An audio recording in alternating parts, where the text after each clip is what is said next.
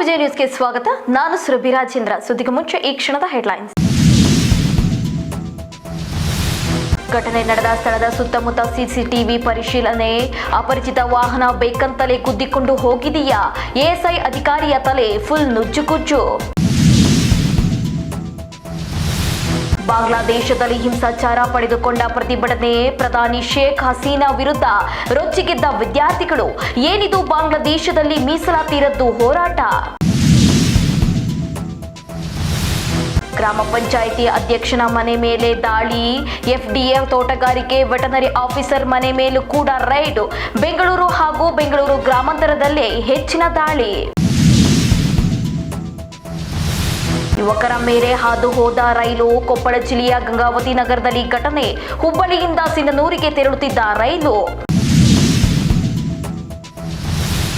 Hennur police ಠಾಣಾ ವ್ಯಾಪ್ತಿಯಲ್ಲಿ ದುರ್ಘಟನೆ. ರಸ್ತೆಯಲ್ಲಿ ನಡೆದುಕೊಂಡು ಹೋಗುತ್ತಿದ್ದಾಗ ಸಂಭವಿಸಿದ ಅಪಘಾತ. ಮಗನ ಕಳೆದುಕೊಂಡು ಮುಗಿಲು ಮುಟ್ಟಿದ ಕುಟುಂಬಸ್ಥರ ಆಕ್ರಂದನ. ನಿರಂತರ ಮಳೆ ಜೊತೆಗೆ ಬೀಸುತ್ತಿರುವ ಭಾರೀ ಗಾಳಿ. ಸೂಕ್ತವಾದ ಸುರಕ್ಷಿತ ಸ್ಥಳಗಳಿಗೆ ತೆರಳಲು ಜನರಿಗೆ ಸೂಚನೆ.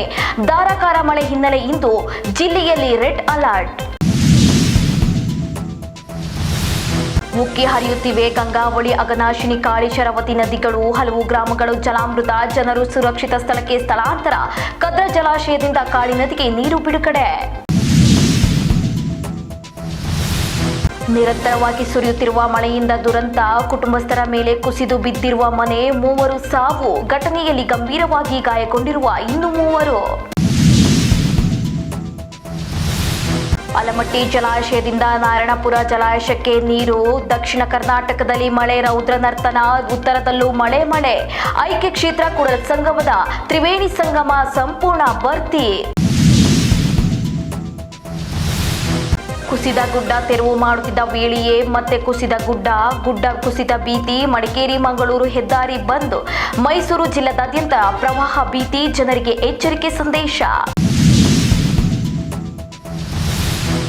ಇದಿಷ್ಟು ಇವತ್ತಿನ ಅಪ್ಡೇಟ್ಸ್. ಮತ್ತಷ್ಟು ಮಾಹಿತಿಗಾಗಿ ನೋಡ್ತಾ ಇರಿ ನಮ್ಮ ವಿಜಯ ನ್ಯೂಸ್. ಭರವಸೆಯ ಬದುಕಿನ ವಿಜಯ.